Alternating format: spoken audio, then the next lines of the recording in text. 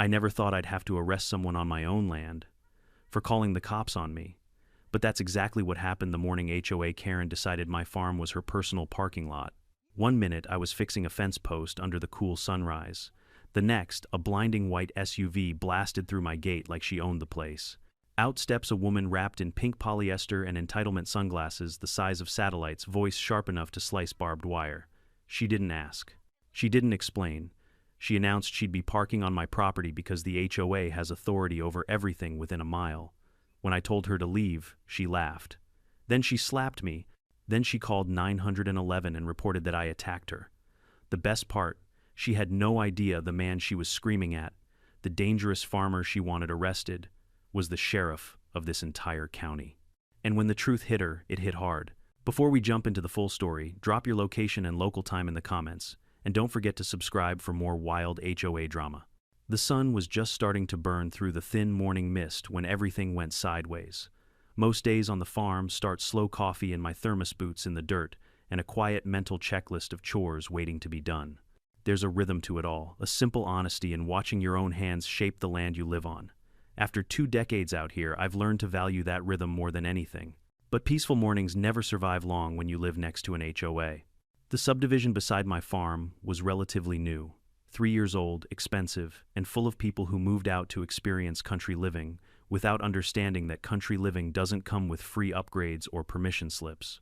They were the kind of folks who asked if cows smelled different in winter, the kind who thought tractors were loud for no reason, and worst of all, the kind who believed that their HOA gave them dominion over anything their eyes could see.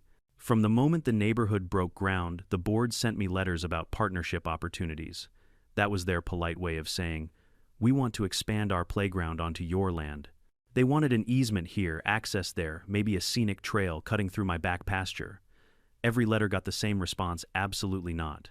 This was my land, my work, my responsibility, not some decorative accessory for bored suburban families. Most of the homeowners eventually got the message, but a few didn't.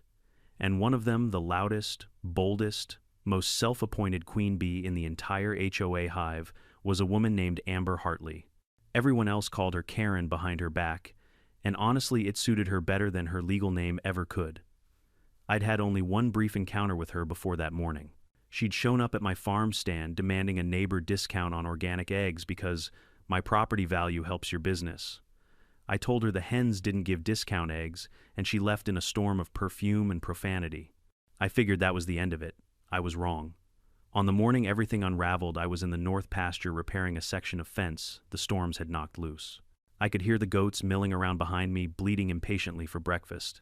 The air smelled of wet soil and fresh grass, my favorite scent in the world. I was humming to myself when I heard the first warning sign, the crunch of tires approaching way too fast. Now my farm has a long gravel driveway leading from the county road up to the farm stand. After that point, the land turns private. Dirt paths branch off to the orchards, pastures, storage sheds, and equipment lots. The signs posted at each path aren't subtle. They're big, white, reflective, and clear: private property. No trespassing. Anyone with eyes and basic comprehension would understand. Apparently Amber had neither that morning. Her SUV didn't just enter the driveway, it flew through it. Dust billowed behind her like she was racing for a prize. She barreled past the farm stand, the parking signs, the fencing markers, and straight through the open gate, leading deeper onto the land. I dropped my tools immediately. No one got that far inside by accident. This was deliberate. I stepped into the lane, waving both arms to get her attention, but she didn't slow until she was practically on top of me. The SUV screeched, pelting my boots with loose gravel. When the window rolled down, I already knew what I was dealing with. "Excuse you," she snapped, as if I'd thrown myself in front of her for fun. "You almost made me spill my latte." She stepped out, slamming the door with enough force to rattle the frame. Her sunglasses were big enough to see their reflection in each other, and her lips were curled into a tight, irritated pout. "I'm going to need you to move," she said, pointing toward the open pasture behind me. "I'll be parking back there." It took me a moment to process what I'd just heard. "Back there," I repeated. "Yes," she huffed, as if explaining basic math. "Back there. The HOA is conducting a trails survey today. My committee is assessing future recreation zones. We'll be using this area." My jaw tensed. "This is private land," I said slowly. "You're not parking here. You're not surveying here. And your HOA has no jurisdiction on this property." Her laugh was loud enough to scare a bird off a fence post. "Oh, please, we're all part of the community. Your land is basically unused space. The HOA board agreed it would be ideal for a future walking trail. Future trail. On my land. Approved by people who didn't own an inch of it." I took a steady breath. "Ma'am, I'm going to ask you once. Turn your vehicle around and leave the property." Her head jerked back like I'd insulted a deity. "Are you seriously trying to tell me what I can and can't do? I'm the HOA president? I make decisions for this entire area, for the subdivision I corrected, not the county, and definitely not my farm." She rolled her eyes, pushed past me, and started walking toward the pasture gate like I didn't exist. Her boots sank into the soft soil with every entitled step. She reached down, plucked a stem of clover from the ground, sniffed it, and tossed it like she was evaluating produce in a grocery aisle. "This area will be perfect," she mumbled. "We'll need clearing, maybe some gravel laid, but—" "Stop," I said, stepping in front of her again. "You're trespassing." She blinked twice. Then her expression twisted into something mean. "You don't know who you're talking to." "I know exactly who I'm talking to, and I'm telling you again, leave." Another laugh, but this one was sharper. "You think some farmer can threaten me? Honey, I have influence. I'll get you fined. I'll get you evicted. I'll get your entire operation shut down." I felt the heat rise in my chest, not anger resolve. I'd heard plenty of threats in my line of work, but this one was especially ignorant. "Ma'am," I said quietly, "go back to your car." That's when she slapped me. A sharp, open-handed crack across my cheek. Out of nowhere. No warning. Just a raw, impulsive burst of rage. "Don't you dare tell me what to do," she shrieked. "I'll call the police and have you arrested for assault." I steadied myself, hand on my cheek. "You need to leave. Right now." She stormed back to her SUV, jumped inside, and screeched the tires as she turned. But instead of heading back toward the road, she whipped the wheel and drove straight across the pasture, crushing a line of small saplings I'd planted last spring. The fence groaned as she clipped it with her bumper. I shouted after her, but she didn't stop. Dust rose behind her like a tornado as she grabbed her phone, screaming into it. Even from a distance, I could hear the words, "Help, I'm being attacked by a violent farmer, send the police." I didn't bother running after her. I didn't have to. Because if there's one thing HOA Karen didn't know, it's that the violent farmer she was reporting was the man who commanded every patrol unit in the county. And when she called 911, her report got routed straight to me. I watched her SUV disappear in a cloud of dust as she barreled toward the front of my property, still shouting into her phone like she was auditioning for a low-budget soap opera. I didn't chase her. I didn't need to. After 20 years on this land, I knew every bend, every gate, every choke point. And I knew exactly where she'd end up, right back on the main driveway where the county road met my front entrance, and where she'd have nowhere left to run. I walked, not ran. I'd learned a long time ago that rushing only gives trouble more power than it deserves. By the time I reached the tool shed, the call finally came through on my radio. One of my deputies, Garcia, sounded half confused and half amused. "Sheriff, we got a 911 call reporting an assault at your farm." I could hear voices in the background, 2 other deputies already responding in their cruisers. "Let me guess," I replied, brushing dust off my hands. "A woman in a white SUV, blonde hair, acting like she owns the planet. That'd be her." Garcia sighed. "Claims a farmer attacked her. Says she fears for her life." "Is she still on scene?" "She's in the driveway screaming at Newman and Riley." A short pause. "Sir, she's telling them she's the president of something called the Heritage Oaks Executive Board." Of course that's what she'd say. I started walking toward the driveway, the gravel crunching under my boots. "All right, let them know I'm on my way." Should I tell her you're the sheriff?" Garcia asked. "No," I said, almost smiling. "Let's save that for the grand finale." As I got closer, I could hear her long before I saw her, a shrill, panicked monologue echoing across the yard. Every sentence was louder than the last, every accusation more dramatic, the kind of voice that could curdle milk. "Officers, arrest him. He tried to strangle me. He stole my purse. He threatened my dog." She didn't have a dog, and she definitely didn't have a purse when she showed up. When I finally reached the driveway, the sight was almost comical. Deputies, Newman and Riley, stood stiff and expressionless, hands on their belts, doing everything in their power not to react. Karen paced in circles around them, waving her arms and pointing toward my farmhouse like she expected SWAT to descend from a helicopter. "Oh, thank God," she gasped, spotting me as I stepped through the fence gate. Another officer. "Finally, I have been assaulted. I have been violated. I was just doing my civic duty, and this barbaric maniac came after me. Newman opened his mouth to speak, but I raised a hand. No need to interrupt the performance. She hadn't realized who I was yet, which made this even more entertaining. I let her rant for a few more seconds before I spoke. "Ma'am, why don't you explain exactly what happened?" She spun toward me like a malfunctioning weather vane. Finally, someone willing to listen. "I was conducting official HOA business, as is my right as president of the Heritage Oaks Board. This man, this violent lunatic, attacked me when I tried to inspect public land." I blinked slowly. "Public land? Yes," she snapped, planting her hands on her hips. "This whole place. It belongs to the community, which means I have full authority to assess its use. But this psychopath grabbed me and tried to stop me from doing my work." Newman and Riley exchanged glances. Sir Riley said, "We did find tire tracks leading across your pasture, and several damaged saplings." Karen gasped dramatically. "I had to escape. I feared for my life. I ignored her and turned to my deputies, and the gate bent inward," Newman said. "Like someone hit it with their bumper," Karen scoffed. "Oh, please. That old thing probably fell over in the wind." "It was reinforced steel," Newman muttered. I took a slow breath, letting silence hang in the air. "Ma'am," I said calmly, "do you have any proof of this alleged assault?" She reached up and touched her cheek. "Yes, he hit me. Look, it's practically bruised." Riley leaned in, squinting. "Ma'am, your cheek is sunburned." She jerked away. "Well, it would bruise if it could. My skin is very resilient." I nodded thoughtfully. "All right. And you said he grabbed you. With what hand?" "What does that matter?" she snapped. "Both all."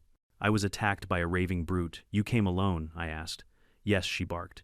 "Because I am a responsible leader doing important work." I folded my arms. "And you entered the property through which gate?" She hesitated. The front one. The one with 3 giant, no trespassing signs." Her lips twitched.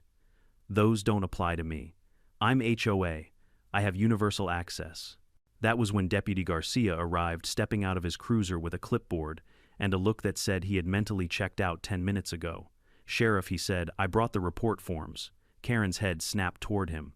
"Sheriff? What sheriff? Why do we need a sheriff?" I cleared my throat and took a few slow steps forward. "That would be me, ma'am." At first she didn't react. Her brain took a second to catch up to the words. But then her face twisted like she'd bitten a lemon dipped in battery acid. You're the sheriff." "Yes," I said, pulling the badge from my belt just enough for her to see. "Sheriff of Rockford County. And owner of this farm." The silence that followed was delicious. Her mouth opened and closed several times like she was trying to reboot herself. No, you're lying. This is harassment. This is a conspiracy. Deputies, arrest him." Newman scratched his head. "Ma'am, he's our boss." Karen staggered back, gripping the hood of her SUV. This can't be happening." I called 911. "I reported a crime." "Yes," I said. "A false report." "I was attacked." "You slapped me," I said plainly. "That was self-defense. You slapped me before anything happened." She sputtered. Well, I felt threatened." I pointed toward the pasture behind my house. "And the saplings you ran over, the fence you bent. That all self-defense too. That was an accident." "Ma'am," Riley said carefully. "You also admitted on camera," he gestured to his lapel, "that you came onto private land to conduct HOA business. That's not a crime." "It is if the land isn't in your HOA," I replied. "Which it's not. Which you knew, and which you ignored." Her face reddened. "I didn't ignore anything. I was reclaiming shared community resources." I shook my head slowly. "Ma'am, this is a farm, my farm. No part of it is shared with your subdivision. Your HOA holds 0 rights here." She looked around, desperate for anyone to take her side. "Officers," she pleaded, "he's lying. He has to be lying. Look at him, he's just a farmer, I repeated quietly. The deputies shifted uncomfortably. Even they didn't like where this was going. "Ma'am," I said at last, "you're under arrest for trespassing, destruction of private property, filing a false police report, and assault."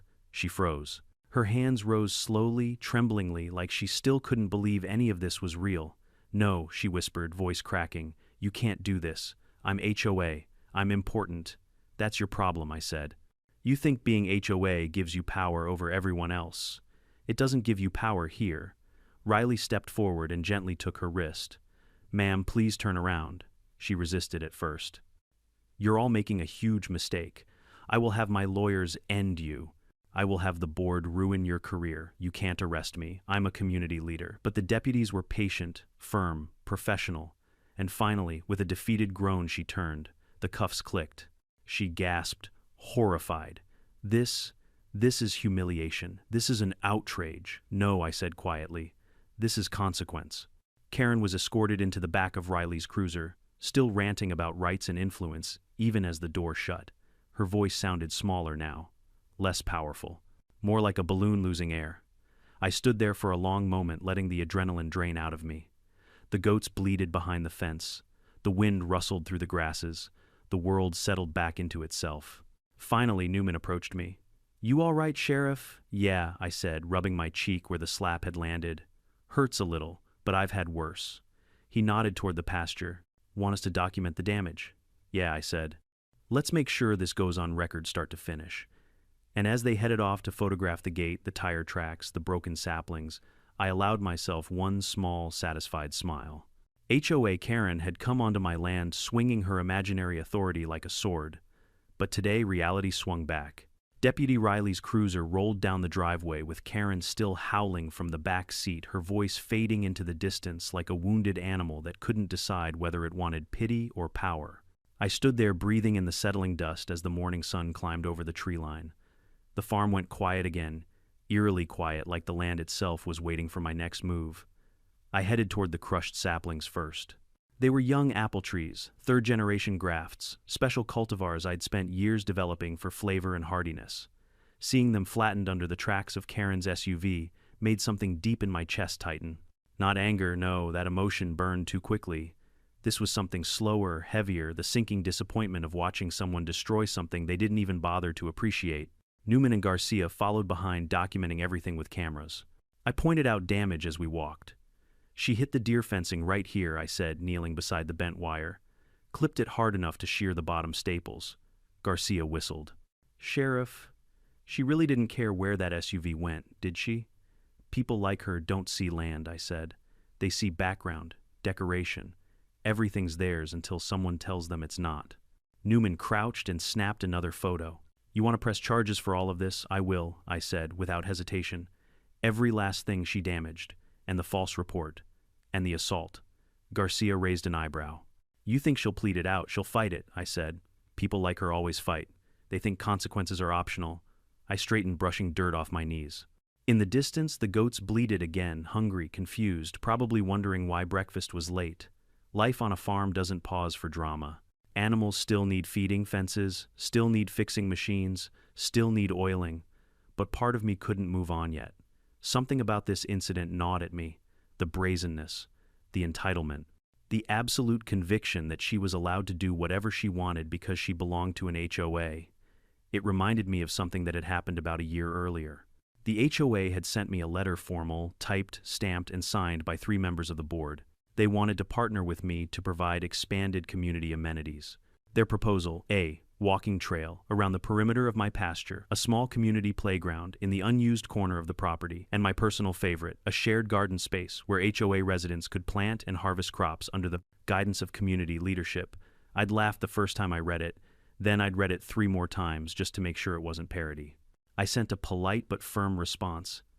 "This land is not and will never be part of your HOA. Stay off my property." They didn't like that. Within a month, I'd gotten 2 complaints about farm smells, one about tractor noise, and one lengthy email accusing me of endangering property values by maintaining livestock too close to residential lots. All nonsense, but just official enough to become annoying. And then there was the incident with the kids from the subdivision who wandered onto my land to pet the cows, despite 3 visible signs saying the cattle were breeding bulls. I'd returned them safely, of course, but I'd warned the parents your kids could have been seriously hurt. Their response: "You should have fenced your animals better. Never mind that the animals were fenced perfectly. Their kids had climbed over it." That was the first time I thought, this HOA is going to be a problem someday. And now here we were. I left the deputies to finish the inspection and walked back toward the farmhouse to grab my phone. I wanted to start the paperwork immediately while the details were fresh, but halfway down the driveway I saw a familiar pickup truck rumbling toward me. It was old Hank Delaney, my neighbor on the west side, retired Army widower, grumpy as a mule but solid as bedrock. He leaned out the window before the truck even stopped. "Heard shouting," Hank said. "What happened? Sounded like a goose fight and a car crash had a baby." I chuckled. "HOA president trespassed, assaulted me." ran over some trees, called the cops. Hank stared at me a long moment. Then he burst into laughter so loud the crows took off from the fence posts. She called the cops on you. She didn't know who I was. I bet she does now. He slapped the outside of his door, wheezing from laughter. Lord have mercy. You need help fixing the fence, I won't say no. Well, hell, let me park and grab my gloves. The two of us worked side by side for the next half hour, straightening the bent metal and resetting the posts. Hank grumbled the whole time, which meant he was in a good mood. These HOA people, he muttered, tightening a bolt. Move out here for peace and quiet, then complain the countryside is too country. I nodded. They want the view without the reality. They want control. Hank corrected. They want to play Queen of the Prairie. That one definitely does. I told him the full story, every detail from the slap to the false report to her meltdown when she learned I was the sheriff. Hank stopped mid-swing with his hammer. She slapped you, oh yeah, but you didn't know. He shook his head slowly. Your self-control's a hell of a lot better than mine. I smiled slightly. Part of the badge. We finished the fence repair and stood back to admire the work. The morning mist had burned off fully now. Sunlight rolled across the pasture in long, warm stripes. Birds hopped along the fence rail. The land calmed itself naturally, as if smoothing the wrinkles left behind by a storm. That's when my radio crackled again. Sheriff, came Riley's voice. We've transported the suspect to county. You want us to hold her in intake or move her straight to booking? Put her in holding until I get there, I said. You planning to interview her yourself? He asked. Yes, I said quietly. She needs to understand exactly what she did, Hank snorted. Give her hell, Sheriff. And if you need a witness about her barreling through your gate like a drunk hippo, I'm your man. I appreciate it. He waved his hand. You keep this county safe. Least I can do is tell the truth when an idiot runs wild. I headed to the farmhouse to grab my keys, but before I reached the door, something glinted in the sunlight beside the porch. I bent down to inspect it. It was a small decorative HOA badge, probably a brooch or pin she wore on her blazer before it fell off during her melodramatic performance. I picked it up, brushed off the dirt, and turned it over in my palm. HOA. President, Heritage Oaks, gold-plated. Overly polished. Overly proud. A symbol of the authority she thought she had over everyone and everything. I slipped it into my pocket. I might need that later. I climbed into my truck and started the engine. The old diesel rumbled to life, comforting as a heartbeat.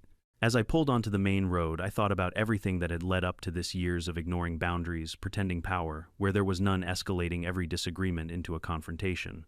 People like Karen didn't understand simple lines, not on maps, not in the dirt, not between right and wrong. They only understood the limits after they crashed straight into them. The county sheriff's office sat a few miles down the road, a modest brick building with a flag post out front and a couple of cruisers lined up. I parked in my usual spot and stepped inside. Deputy Riley was waiting near the front desk. She's in holding, he said, still yelling. Lost her voice once, got it back, and started yelling again. I sighed. Let's get this over with. Riley buzzed me through the security door, and we walked down the hallway toward the holding cells. Each step echoed off the concrete floor. The low hum of fluorescent lights vibrated faintly above us. When we reached the holding area, I saw her through the reinforced glass. Karen sat on the bench, arms crossed, hair messy, her blazer wrinkled. She looked less like a president and more like a ruffled pigeon caught in the rain. She saw me and leapt to her feet. You, she shrieked. You are making a massive mistake. You can't arrest me. I'm the HOA president. I folded my hands behind my back and stepped up to the glass. And I'm the county sheriff, I said calmly. Which outranks HOA president by, well, infinitely. She slammed her palms against the glass. I demand to be released immediately. I will sue you. I will sue your deputies. I will own this entire building when I'm done. I let her scream for another 10 seconds. Then I spoke slowly and firmly. Ma'am, you are going to answer for the crimes you committed on my land. Her mouth trembled. Your land. That's right, I said. And for the first time today, you're going to listen. She backed up a step, her confidence wavering. You can't talk to me like that. I can, I said, and I will. Because the law applies to everyone, including HOA royalty. Her jaw clenched. This isn't how it's supposed to go, she whispered. It's exactly how it goes, I replied. When someone finally tells you no. She didn't scream after that. She didn't slap. She didn't threaten. She just stared. For the first time since I'd met her, she was silent. And in that silence I saw something flicker behind her eyes, not remorse, not yet, but something close to fear. fear of real consequences. And for someone like her, that was brand new. I stayed on the other side of the glass for a moment, letting her quiet settle between us. Silence can be a tool. It gives people space to think or space to panic. In Karen's case, it was definitely the latter. She fiddled with the buttons on her blazer, smoothed her hair, straightened the hem, then smoothed her hair again, like she was trying to reassemble the illusion of control she'd lost on my driveway. When I finally unlocked the door and stepped into the holding cell, she retreated to the far wall. For the first time since I'd met her, she didn't look like a queen addressing peasants. She looked like a cornered animal. "Sit," I said calmly, motioning to the bench. "I'll stand," she snapped, but the crack in her voice betrayed the edge she was losing. "Suit yourself." I folded my arms and leaned against the wall opposite her. "Let's talk about what happened this morning." She glared at me, then turned her head dramatically, refusing to make eye contact. "This is harassment," she muttered. "Pure harassment. I didn't do anything wrong." "You trespassed on private property," I said. "You ignored posted signs. You damaged fencing, crushed multiple young trees, filed a false police report, and assaulted me." Her face hardened. "I did not assault you. You slapped me," I reminded her. "That was a reflex," she said. "And you got in my way. And you grabbed me. You grabbed my arm. You were walking deeper onto my land after I told you to leave." "Oh, please," she scoffed. "You can't tell an HOA president to leave anywhere. I have the right to inspect community-accessible land, which my land is not." "It should be," she fired back. "And that," I said slowly, "is the real problem, isn't it?" Her jaw clenched like she'd just been exposed during a game of cards she thought she'd been winning. "You believe you have authority wherever you decide you should," I continued. "On people's land and people's lives. You think a title makes you untouchable. It does make me. It doesn't," I cut in. She bit her lip, frustrated. "You're twisting this. You're only doing this because you're biased against me." I raised an eyebrow. "Biased? Yes, you don't like HOA leadership. People like you never do. You all think we're bossy. You think we're controlling. You are controlling," I said calmly. "That's not bias. That's observation." She let out a furious huff. "You don't understand what it's like. I have responsibilities. I have an entire neighborhood relying on me." "No," I said. "They have complaints they want someone to handle. You made yourself the queen because you like the crown." Her face twitched. I sat down on the bench and gestured again for her to sit. She hesitated, then finally moved to the opposite corner of the bench as far from me as she could manage without falling off. "Karen," I began slowly, "tell me honestly, what made you think you had the right to come onto my property today?" Her lips parted. For a second she seemed ready to shout the usual nonsense. But then something shifted, maybe exhaustion, maybe fear, maybe the realization that the sheriff title wasn't one she could shout over. She sighed. "Our board wants to expand," she said quietly. "We're trying to improve resident amenities, a trail system, maybe a recreational area, and your land is just there, sitting, doing nothing but growing plants and grass." I stared at her. She seemed genuinely confused by the idea that farmland was not doing nothing. "What did you think would happen?" I asked. "That you'd march onto my property, point at a spot, and I'd say, 'What? Sure, tear it up, it's all yours.' I thought you'd understand," she said. "Understand what that community matters," she snapped again. "That people need outdoor space, that I'm trying to make the neighborhood better. By stealing land?" I asked. She glared at me. "It wasn't stealing. It wasn't yours." Silence again. Only this time she didn't break it with yelling. She stayed quiet long enough for me to see something I hadn't expected: embarrassment.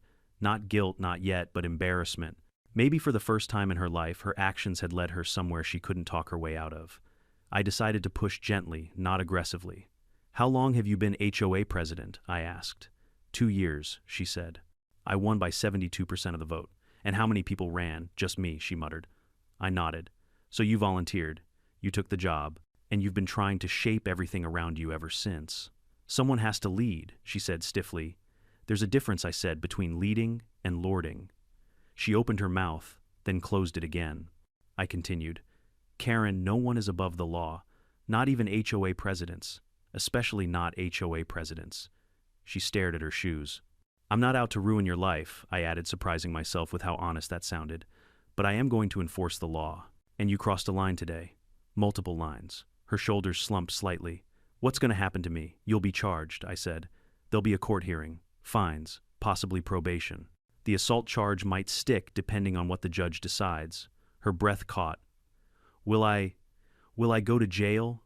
"For the assault, maybe. For everything combined, possibly a short time. But it depends on your behavior moving forward. She swallowed hard. In my HOA position, I'm not involved in HOA politics, I said.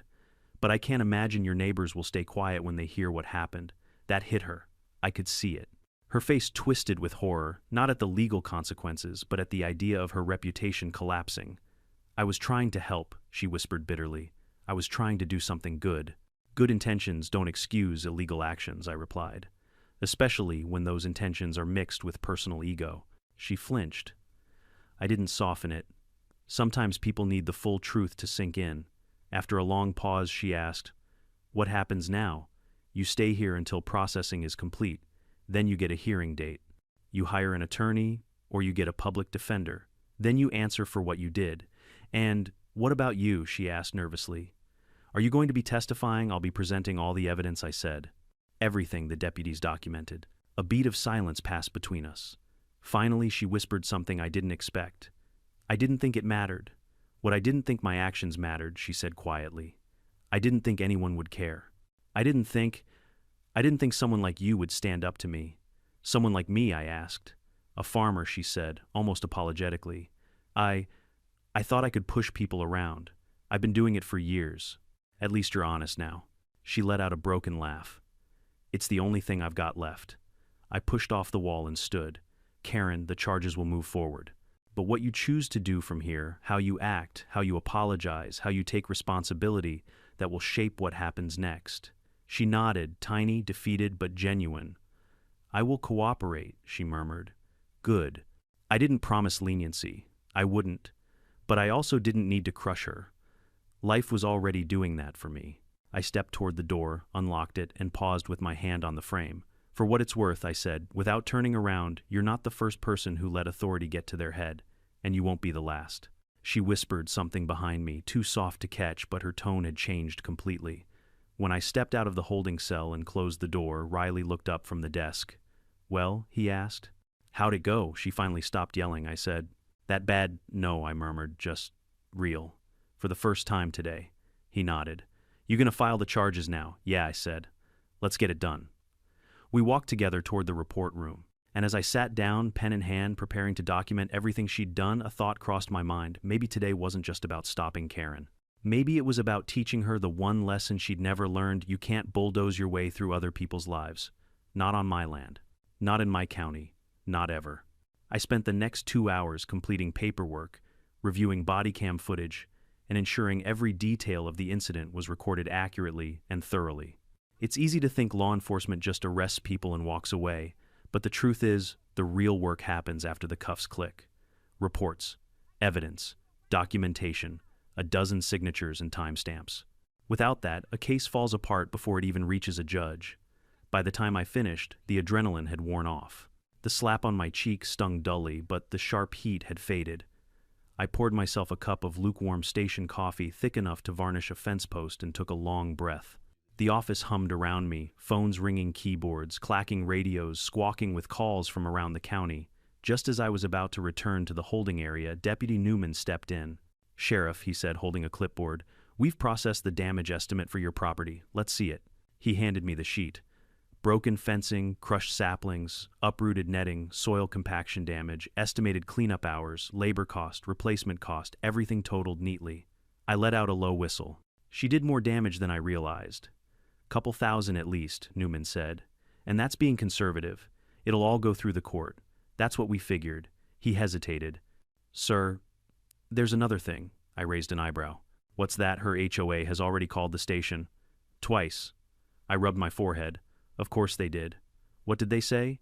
"That her arrest is a misunderstanding. That they expect her immediate release. That the sheriff," he paused here, lips twitching, "has been misled." I snorted. "They'll learn soon enough." Newman nodded. "Thought you'd want to know. They're not giving up." "HOAs never do," I muttered. "Power tastes too good." When he left, I took another drink of the bitter coffee and walked down the hall toward the holding area. The temperature always felt colder back there, sterile, quiet sterile in a way even hospitals couldn't replicate. The fluorescent lights buzzed faintly overhead. A deputy I didn't recognize glanced up and nodded respectfully as I passed. Karen sat alone in the cell, her earlier fury drained into a tight, simmering resentment. Her hair had fallen limp around her cheeks, her mascara smudged lightly beneath her eyes. She looked less like the immovable HOA queen, and more like someone realizing that her throne was made of cardboard. When she saw me, she straightened, attempting to regain some semblance of composure. "Are you releasing me now?" she demanded, though her voice wavered. "No," I replied. "I'm here to inform you about the next steps." She folded her arms, though the gesture was more defensive than confident. "I already told your deputies everything. I wasn't trespassing, I was conducting community business. That's not how the law views it." "The law is wrong," she snapped, then quickly added, "I mean, it's being misinterpreted." I stepped closer, hands clasped behind my back. "Karen, you drove onto private property. You ignored posted signs. You inflicted property damage. You slapped me. And you made a false emergency report." She looked away. I said I was scared. "You said a lot of things," I replied. "None of them true." Her jaw clenched. "Everything I did was in the interest of improving the neighborhood." "That's where you're mistaken," I said. "Your neighborhood ends at your property line. My land isn't part of it." She let out a sharp, humorless laugh. "Says the sheriff who thinks he's above everyone." I raised an eyebrow. "You think being sheriff makes me feel above the law? If anything, it binds me to it more than anyone else. My actions are scrutinized. My record is public. My integrity matters." She scoffed. "Integrity is overrated. Is that what you tell your board members?" I asked. Her nostrils flared. "My board respects me. They think you're loud enough to defend them," I said. "There's a big difference." She glared at me like she wanted to throw every HOA violation she'd ever written at my forehead. "You made a choice this morning," I continued. "Not an accident. A decision. You believed your authority extended past property boundaries, past laws, past consequences." "I was acting on behalf of the community," she repeated again, a little weaker than before. "No," I said. "You were acting on behalf of your ego." Her eyes flickered. I kept going. "You want to know why I didn't arrest you immediately on my driveway? Because I wanted you to see what authority truly looks like. It's not loud. It's not entitled. It's not about forcing people to bow down." I leaned forward slightly, meeting her eyes dead on. "It's about responsibility." For the first time, she didn't interrupt. She didn't argue. She didn't fling accusations like confetti. She just listened. "Responsibility," I repeated, "means knowing the limits of your power. And today you cross those limits like they weren't even painted on the ground." She dropped her gaze. I didn't think it mattered. That's the exact thought that leads people into handcuffs. Silence again. Heavy. Almost suffocating. Finally, she whispered, "What happens to me now?" "You'll go before a judge," I said. "You'll hear the charges. You'll get a lawyer. The evidence will be presented. And the court will decide. And the HOA? That's not my business," I said. "But I imagine your neighbors won't appreciate being dragged into a legal mess because of your decisions." Her eyes widened real fear this time. The idea of losing power terrified her more than losing freedom. "I didn't mean to cause all this," she said softly. "You did," I corrected gently. "You just didn't expect consequences." She seemed to collapse, inward shoulders, curling chin, tucking the weight of everything, finally sinking through her perfect facade. I gave her a moment. Then I said, "Karen, I want you to think about something." She glanced up warily. "Imagine if everyone acted the way you did today. If every person decided they had personal authority to take what they wanted, ignore boundaries, and call the police whenever they didn't get their way. That's chaos," she muttered. "Exactly," I said. "Because authority without accountability isn't leadership. It's abuse." Her lips tightened. "You're saying I'm abusive. I'm saying your behavior is," I said. "But behaviors can change. If you're willing." She looked down at her hands, twisting them in her lap. "I don't know," she said quietly. "I don't know how to undo all this." "You start," I said, "by taking responsibility." A long silence passed. Then softly, almost reluctantly, she said, "I'm sorry. I didn't respond at first."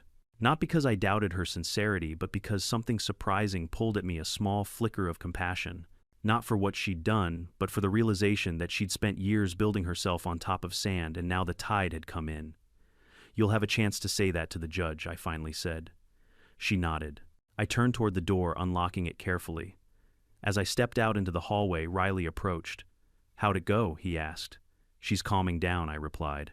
"Reality's settling in." He nodded, lowering his voice. "Sheriff, you're not going to believe this, but the HOA president's vice chair is in the lobby. Says he wants to file, a formal complaint." I blinked. Against who you, Riley said. I almost laughed. Of course he is. Riley lifted a hand. But that's not the crazy part. He's also asking if we can release Karen immediately for HOA emergency business. Says the whole board is in crisis mode.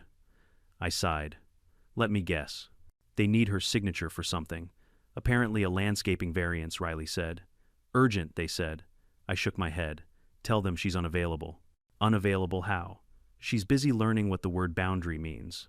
Riley snorted. Want me to send them away? Yes, I said. And remind them that we don't negotiate with HOAs. He saluted jokingly. With pleasure, sir. As I walked back toward my office, fatigue settled into my bones. But it wasn't the kind of exhaustion that drags you down, it was the kind that follows a day where justice actually meant something. I sat at my desk pen tapping on the wood, staring at the damage report Newman had given me. The numbers didn't bother me. What mattered was the principle. Private land isn't a suggestion. Boundaries aren't optional. And respect isn't negotiable. Not on my farm, not in my county, not under my badge. When I stepped back into my office, the building felt heavier than normal, not because of the weight of the case, but because I could sense the tension vibrating through every wall. Incidents involving the HOA always traveled fast, faster than any speeding ticket or bar fight ever could. And Karen wasn't just any HOA member, she was the queen of that hive, the one who held monthly meetings like royal councils, and sent emails with more capital letters than actual sentences. I hadn't been sitting more than 30 seconds before my desk phone lit up. Not my cell. Not the radio, the landline, the one only officials, lawyers, and people with too much free time used, I answered. Sheriff speaking. A frantic voice fired back. Sheriff, this is Howard Brintley, Vice Chair of the Heritage Oaks HOA. We need to discuss the wrongful arrest of our president. Of course. Mr. Brintley, I said, evenly your president was arrested on multiple charges, none of them wrongful. You don't understand, he said, breathless. Karen is vital to our operations. She is the backbone of our compliance committee, the head of our beautification panel, the coordinator for our annual spring showcase. Mr. Brintley, I said, cutting gently. She trespassed. She assaulted an officer. She filed a false report. He paused. Then he added, almost whispering, but she's HOA president. I'm aware, I replied. But your HOA position doesn't override state law. Silence. A strained, horrified silence. Then, do you think the judge will consider her leadership role when deciding punishment? I leaned back, rubbing the bridge of my nose. The judge will consider the facts. Well, he sputtered, in that case we'd like to formally request she be released. Immediately. We have urgent board business tonight. She's not being released, I said simply. This is unacceptable, he fumed. We need her. You need a new president, I replied. He inhaled sharply. Is that a threat? It's advice. He sputtered incoherently and I politely ended the call. The moment I hung up, the phone rang again. Different number. I ignored it. Rang again. Then my email pinged, and pinged, and pinged. I could practically feel the HOA board spamming every inbox they could find. They were persistent, annoyingly persistent, but persistence wasn't power. Not here. I stood, stretched my back, and made my way toward the evidence room. My deputies were already preparing the sealed bags, Karen's blazer pin samples of the crushed trees, images of tire tracks, and, of course, the body cam footage. Sheriff Garcia asked, as he scribbled notes, You think this'll make headlines? Probably, I said. HOA drama always does. He shook his head. Never figured someone would be dumb enough to call the cops on the sheriff himself. They don't look at me and see a badge, I said. They look at me and see a barrier. He chuckled. Oh, she hit the wrong barrier. I walked through the station checking on things, making sure everyone had what they needed. But as the minutes passed, a nagging thought kept nibbling at the back of my mind. Something Karen said earlier, I didn't think it mattered. Why didn't it matter? What made her so absolutely sure that what she wanted outweighed everything else? Maybe answers were waiting back in the holding area, so I went. She was sitting on the bench again, hands clasped, staring at the gray cement floor. The fight in her posture had lessened, not gone, but muted like a storm settling into a drizzle. When she heard the door unlock, she lifted her head slowly. What now? She asked, exhausted. I want you to explain something, I said, stepping inside. You said earlier that you didn't think what you did would matter.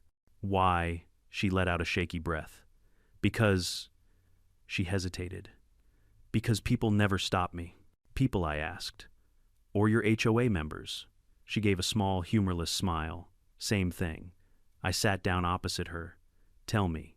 She hesitated again, then finally spoke. You know what it's like living in those neighborhoods? Everyone wants something. A rule changed, a neighbor punished, a lawn corrected, a fence painted. They don't want to deal with it themselves, so they vote someone else to handle it.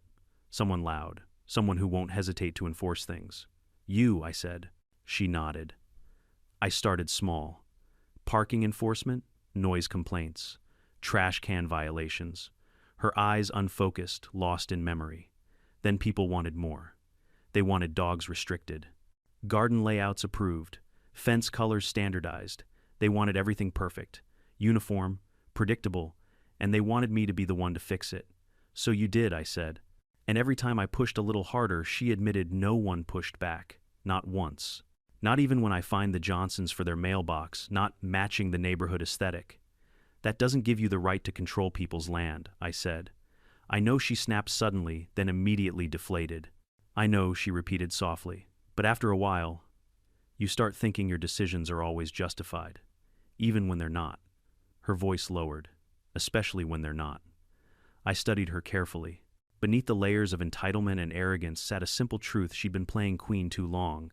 And when you wear a crown for years, you forget it's not real. Karen, I said gently, you stepped onto my land like it already belonged to you. She winced. I know. You told my deputies the HOA had jurisdiction over the surrounding mile. Someone on the board told me that, once, she muttered. I didn't check. I didn't question it. And you slapped me. She swallowed hard. I'm aware. And then you filed a false police report. She covered her face with her hands. I panicked. I let the moment breathe. Then I said, take responsibility. That's the first step. She lowered her hands. Her eyes were red, not from crying, but from the emotional fatigue of someone who'd built their identity on control and was now watching it crumble. I don't know how, she whispered. You start, I said, by facing what you did, not running from it. She nodded slowly. Your hearing is scheduled for tomorrow, I continued.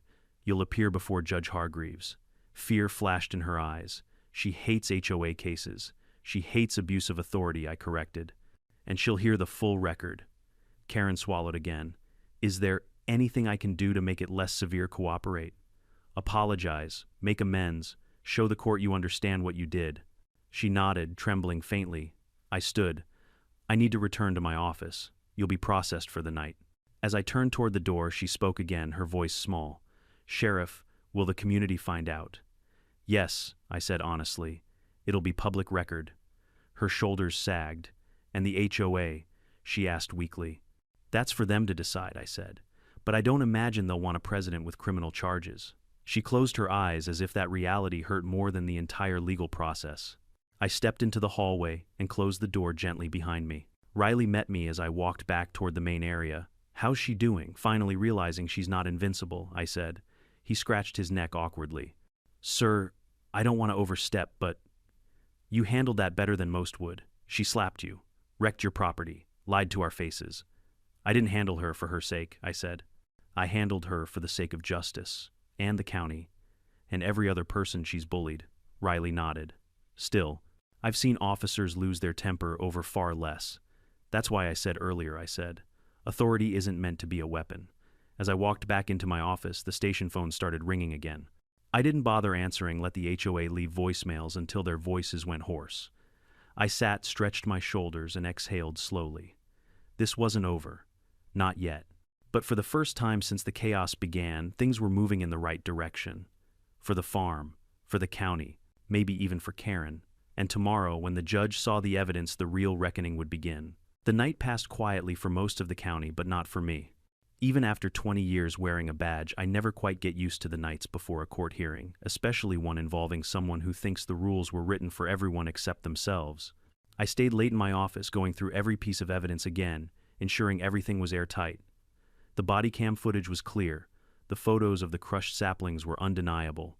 The fence damage was unmistakable. And Karen's own recorded statements, her insisting she had universal HOA authority and was reclaiming community land, were the final nails in her own coffin. But still, a small part of me wondered how she'd show up in court. Contrite, defiant, or trying to spin the story into a dramatic monologue about community values. By sunrise, I'd made the decision to attend the hearing personally. I wanted to be there not just because I was the victim, but because she needed to see that standing up for your land and your rights meant something. When I arrived at the courthouse, the parking lot already looked like a scene from a reality show. A group of HOA board members clustered near the steps, whispering intensely. Some recognized me immediately. They turned stiff, awkward, unsure whether to greet me or glare at me.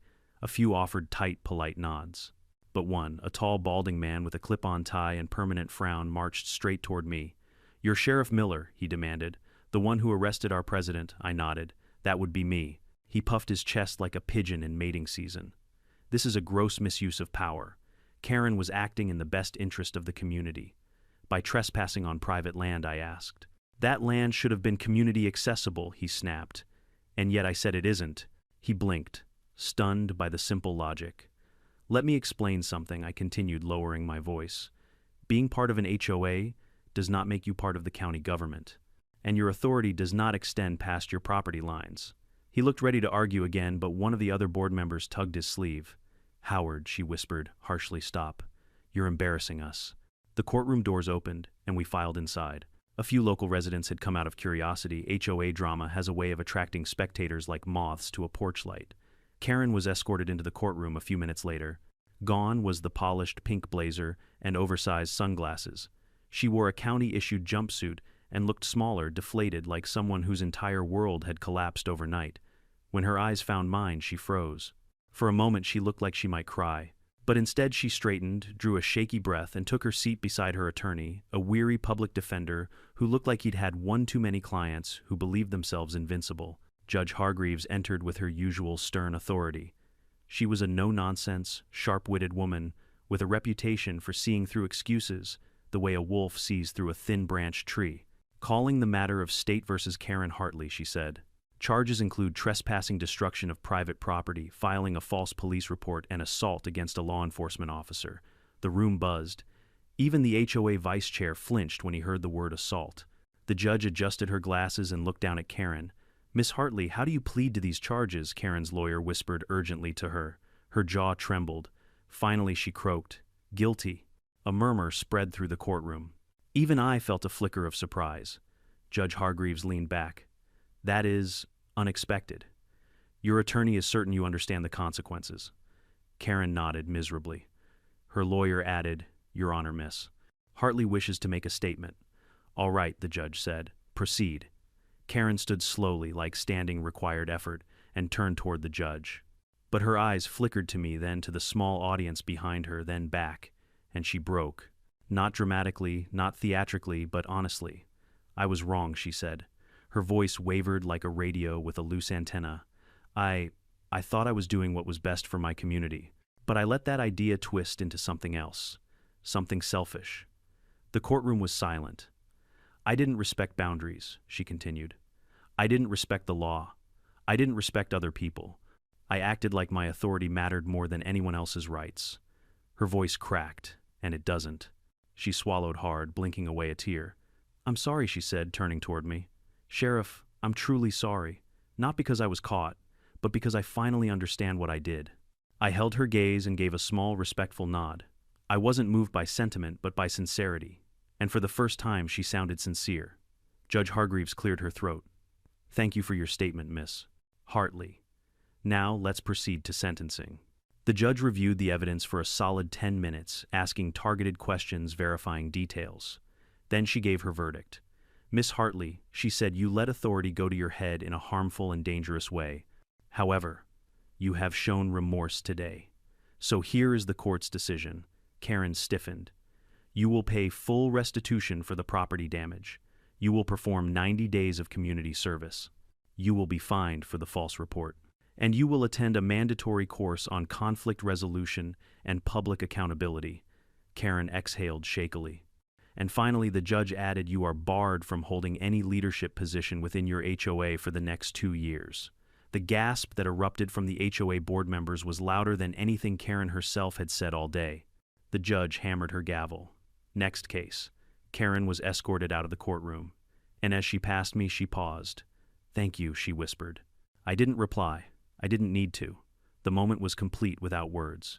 Outside the courthouse, the HOA members were already arguing among themselves. "This is your fault, Howard," one woman hissed. "You backed her every decision," another snapped. "You said the sheriff would back down," someone shouted. I slipped past them, heading toward my truck. The noise faded behind me, replaced by the warm quiet of the mid-morning breeze. I drove home slowly, letting the scenery settle something inside me. My farm appeared over the crest of the hill, fence-repaired fields wide open, the goats grazing lazily like nothing unusual had happened. When I parked, I grabbed my hat from the dash and walked toward the pasture. The sunlight filtered through the orchard rows, illuminating the spaces where the crushed saplings had been. Soon they'd be replanted. Life grows back. Land heals. And sometimes, so do people. I checked the north fence, fed the animals, and took a long breath of clean country air, the kind of air that resets your lungs and your mind. Later that afternoon, I found a letter taped to my farm stand door. No HOA logo this time, just plain paper folded neatly. Inside, in shaky handwriting, were 3 words: "I'm truly sorry." Karen. I stood there for a long moment, letting the weight of that sit. People make mistakes. Big ones, ego-driven ones, hurtful ones. But taking responsibility, that's where real change begins. And as the sun dipped low across the pasture, casting long golden shadows between the orchard trees, I felt something I didn't expect. Closure. Real, solid, earned closure. At the end of the day, boundaries matter, not just the ones marked by fences or property lines, but the ones we draw in our behavior, our relationships, and our sense of right and wrong. Karen let authority blind her, and it cost her everything she thought she controlled. But when she finally faced the truth, she took responsibility, and sometimes that's the hardest thing any of us can do. If you've ever dealt with an HOA, a toxic neighbor, or someone who thought the rules didn't apply to them, you know how exhausting it can feel. But remember, protecting your rights isn't selfish. Standing your ground isn't aggressive. Respecting others doesn't mean letting them step all over you. I hope this story reminds you that justice still matters, and decency still matters, even when the world feels loud with entitlement. If you learned something or felt something from this story, let me know in the comments, and don't forget to subscribe for more wild HOA tales. And as always, tap the link and watch the full video. And if you're not sure where to watch it, just click the title above.